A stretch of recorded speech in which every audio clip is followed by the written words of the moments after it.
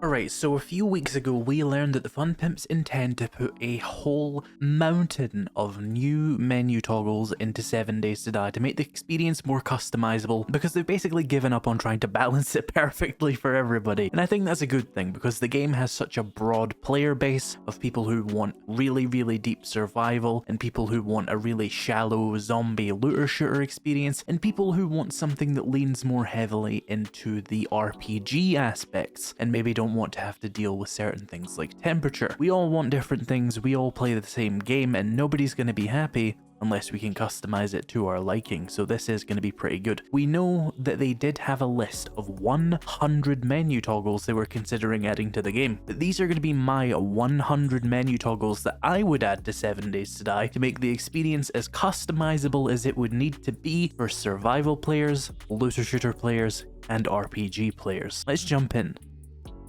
So the first section of toggles I'm going to group by survival. Number 1, food drain rate. Number 2, hydration drain rate. Number 3 is temperature severity, which would allow you to turn off temperature or make it some amount worse. I'm not sure where you would cap that. Why not make it 1000% more deadly? I don't know. Number 4 would be injury heal time multiplier, down to 0%, so the injuries basically don't exist, all the way up to being able to make your broken legs last for several in-game weeks if you wanted to make these injuries the devastating run enders they should be, because a broken leg is gonna kill you in the apocalypse. Number 5 would be infection speed multiplier. This means that your infection goes up faster or slower depending on your setting, so it would be more or less deadly to get infected. Number 6 would be game stage multiplier. So basically, in 7 Days to Die, you have the day that you're on, the biome you're in, and your level, and these all contribute to your game stage. The higher the game stage, the deadlier the zombies. This would be a universal modifier to that would allow your game to get harder, faster, or slower depending on what you want. And number 7 is very similar, the loot stage multiplier. Your loot stage is based again on your biome and your level, and this would determine if you get loot faster or slower depending on what you want from the game. Number 8 and number 9 are starting health and starting stamina. These would allow you to make your character start off in a much weaker state or stronger state if that's what you prefer. Maybe allowing you to go as low as like 25 health to start off with, which would make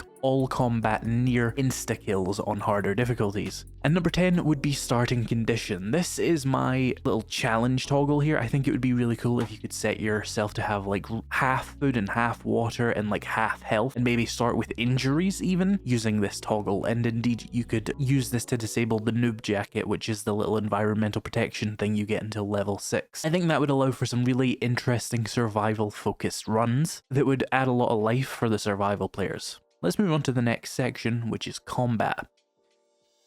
Combat has N toggles as well. Number 11 is your damage dealt, and number 12 is your damage taken. I'm proposing we remove the current difficulty slider where you have like scavenger all the way to insane, and on insane you take the most damage but the zombies are the most spongy. I say we decouple that and make it so that you can have really tanky but weak zombies, or you can have really deadly but fragile zombies, or you can have something in between if you would like. The next two are headshot multiplier and body damage multiplier. This is so that people can recreate those mods that people use that are all about only being able to kill with headshots. So with this you could turn the headshot multiplier up to like 10 times and turn the body damage multiplier down to like 0, and then you could only kill the zombies with headshots, and I think that would be a really fun way to play. Next would be player healing rate. This is a fairly obvious one, it just determines how quickly you heal. And then we have melee damage multiplier and range damage multiplier. If you want to make melee damage more deadly or range damage more deadly, you can use those. The next one is actually probably the most dangerous modifier you could add to some of the most dangerous game modes of 7 Days to Die, and that is distractions enabled. Currently, when you throw a rock, zombies will chase it. It's not super useful for most game modes, but on Insane Nightmare, especially with Feral Sense on, you need to use stones and snowballs to direct zombies away from you because they'll just kill you early on. Turning this off would make that game mode a lot more difficult, and that would be a fun little challenge. With that, we also have number 19, the sneak difficulty modifier. A lot of people complain about the sneak mechanics in 7 Days to Die, with them being far too annoying to deal with to make it really worth playing. So I propose a modifier here that just makes it easier or harder harder depending on what you want. And number 20, I thought I would just add in a fall damage modifier. Less of an actual thing people really care about and more just a thing you can add for like a fun game mode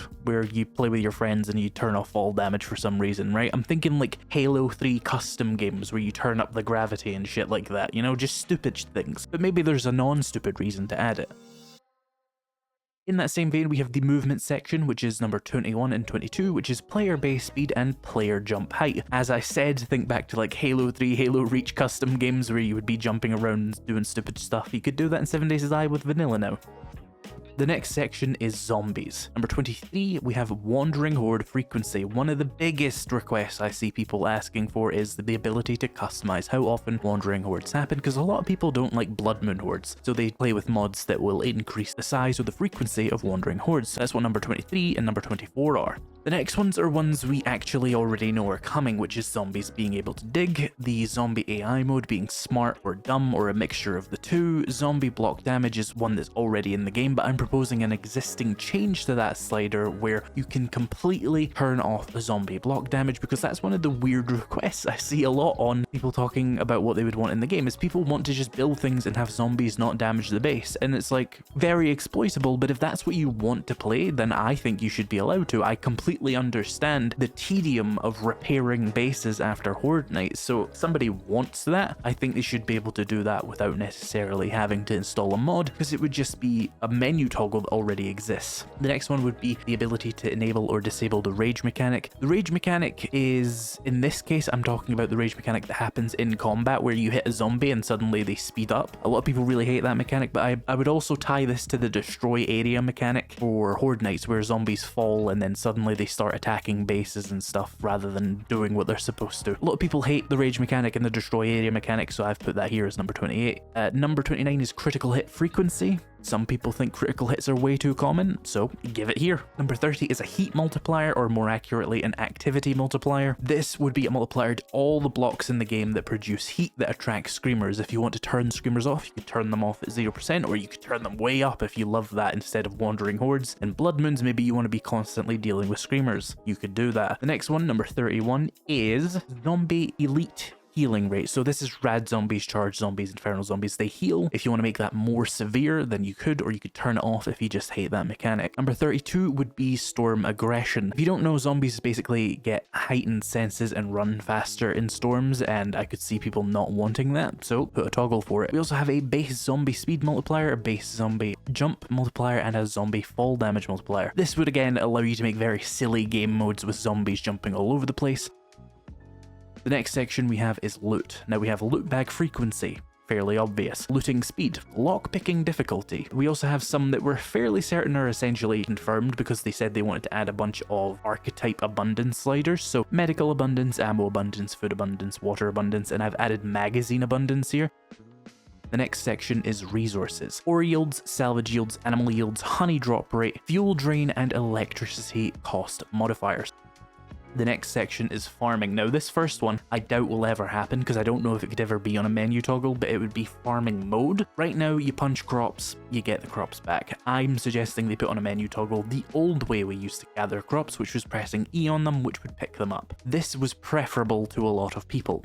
It's a very popular mod. I would just add it here. If it's possible to put that on a menu toggle, I don't actually know. Most of these I have tried to do things that I'm fairly certain could be very simply put on a toggle. This one I'm like, I don't know if that's possible at all. The next ones are do collector speed, apiary speed, chicken coop speed. We're gonna get a chicken coop in a future update, by the way. I'm preempting some of the updates that are coming because I know this is probably gonna come after them, so I'm just doing that. And I have farm seed drop modifier. Right now you have a 50% chance to get seeds from crops by default. If you wanted that to be 100, you could set it to that. If you wanted to get like twice as many seeds than 100%, you could set it to that. Or if you want to get no seeds, you could set it to that. And then just base crop yield and crop growth time. I would want this so that crop growing was like, I don't know if more realistic is the right word, but like more brutal. So like think about if it took 90 in-game days to grow crops, but if you did it, you had like 1,000 times as much crops from it, right? You know, farming becomes this long-term thing that you have to do. That is a very slow payoff. Maybe 90 in-game days is a lot, but you get my point. You could set it to 2 weeks and it would be much more brutal, and you could make your crop yield a little bit higher to accommodate for that, or you could keep it at 2 days but turn the crop yield way down. Either way, I would like to customize farming a little bit more.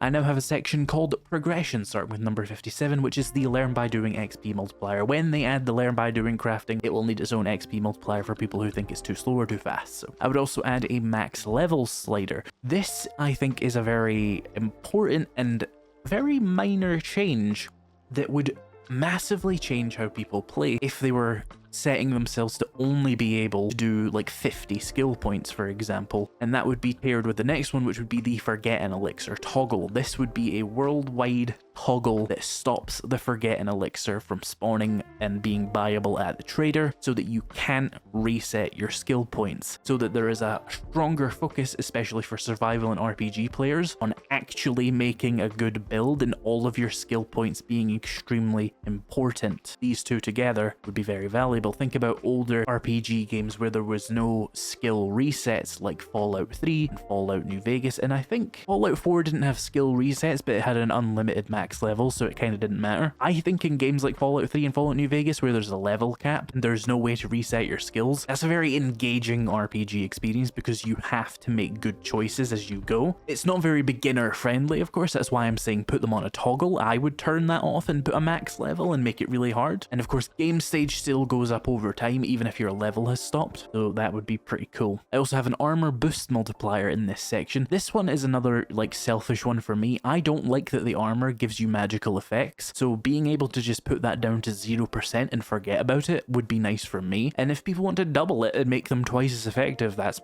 fine by me too. Like, that's cool. If that's what you want, go for it. The goal here, I think, is just to reduce the dependence on tiny modlets that 7 Days to Die has, and indeed console doesn't even have mods, so they can't get all of these tiny quality of life mods that we've been using. So I want to put all of the quality of life mods I can think of that could be on a menu toggle into this menu toggle video, basically. Things like broadcast storage, I don't think necessarily need to be on a toggle. I think it would be great if they just put it in the game. So if there's some obvious quality of life things that I'm missing out in this video, it's probably just because I think it shouldn't even be a toggle. It should just be in the game. And the last one is a very, very, very common mod that people do play with, and that is skill point modifiers. One of the most popular mods for 7 Days to Die is actually a mod that gives you more skill points per level. So I think you should put that in here and you can get like 5 times as many skill points. Or indeed what I would prefer to play is like getting a skill point every other level, like I'm playing Fallout New Vegas.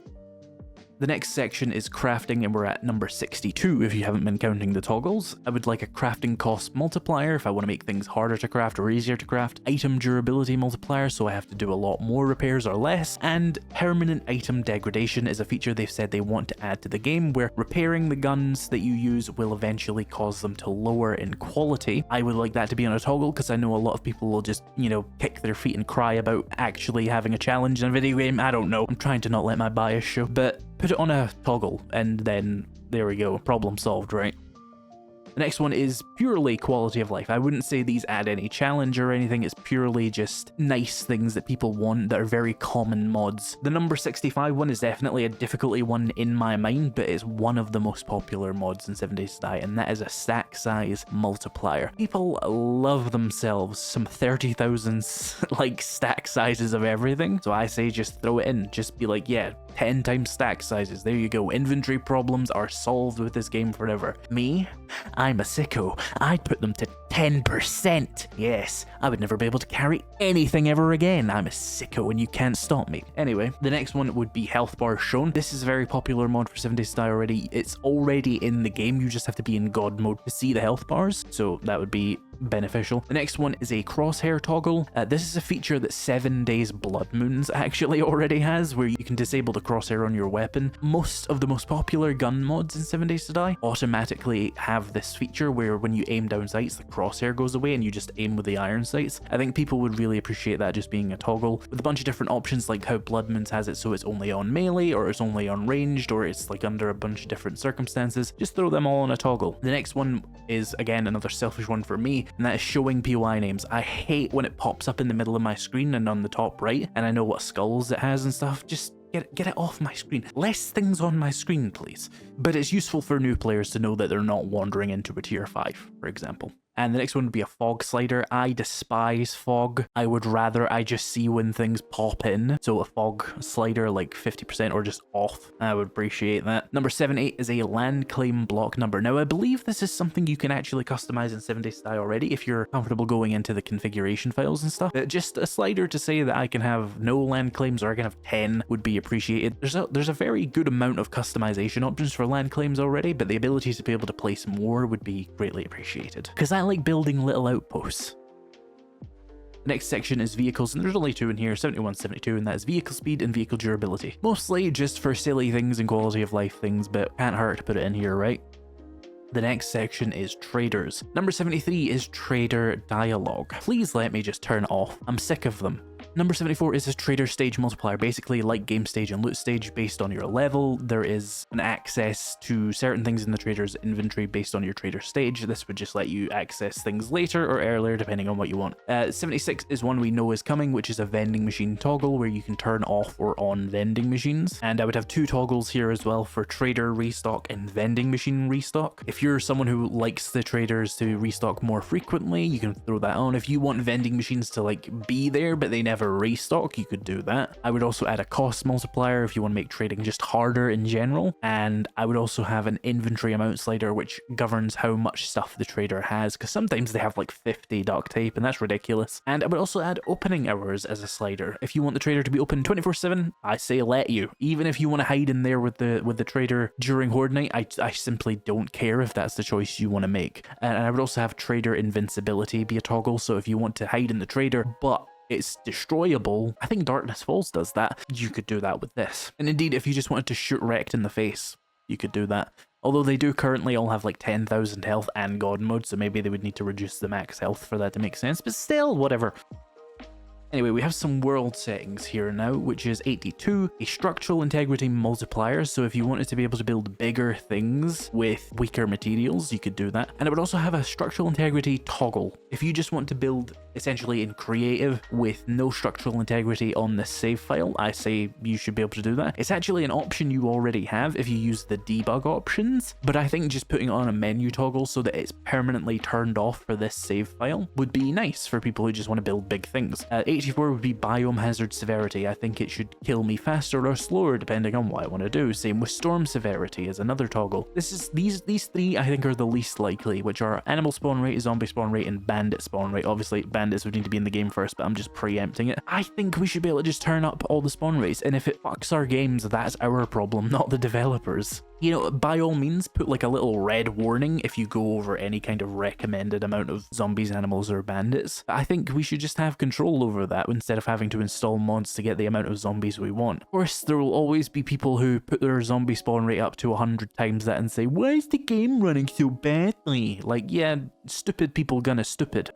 Fuck them. I would also have a storm warning toggle, because everybody hates that siren and the countdown's unimmersive, so I'd say just let us turn it off. And then I would also put in an interesting one here for starting day and starting level. I think it would be really interesting if you could just like start out at level 100 on day 100 and just try and survive with nothing and just see how that goes for you. I think that'd be pretty fun. And then the second to last section I have here isn't actually menu toggles for your save file. It's actually some tweaks I would add to the random world generation that shouldn't, for the most part, require too much like effort. I'm not too versed in world generation, maybe it would, but 92, 93, and 94 are ore, tree, and car frequency. So if we could turn down the number of ores, it would make ores more important. Trees, again, it would make trees harder to get. And cars, you can't really do this for like POIs because they're just integrated into the POI, but turning down the number of cars on the road would severely limit how much salvage you could get, and you would be more inclined to loot stuff in POIs and salvage from POIs rather than depending on cars, because I think secretly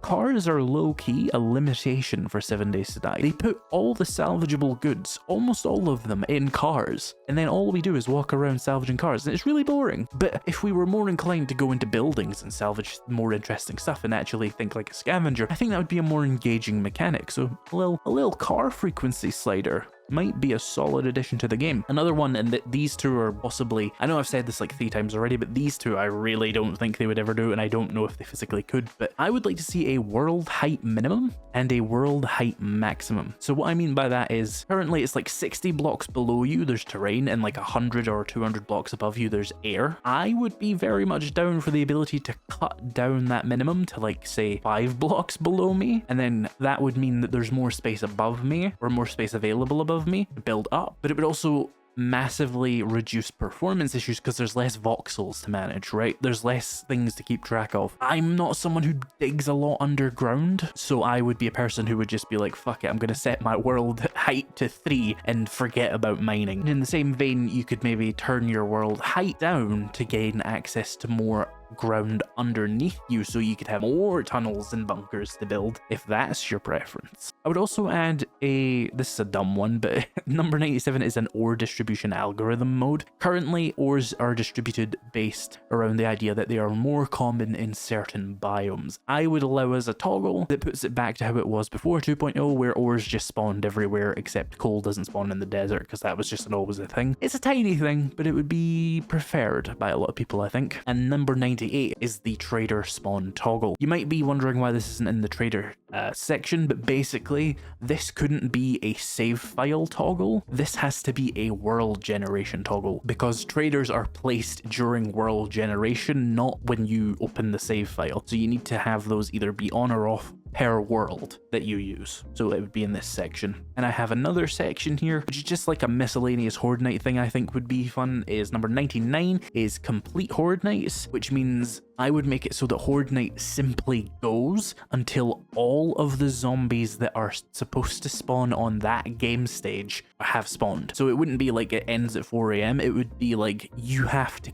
kill every single zombie that spawns. And the reason I would add this to the game is because it would make horde bases and stuff much more important, because efficiently killing more zombies would become actually useful beyond loot bags and XP. I would play with this so that it meant I would have to like get into base building and stuff, but it's just an option, right? And the last one would be number 100, anti-vehicle measures. Currently, if you get in a vehicle on Horde Night, you get swarmed by vultures. Just give me a toggle, turn it off.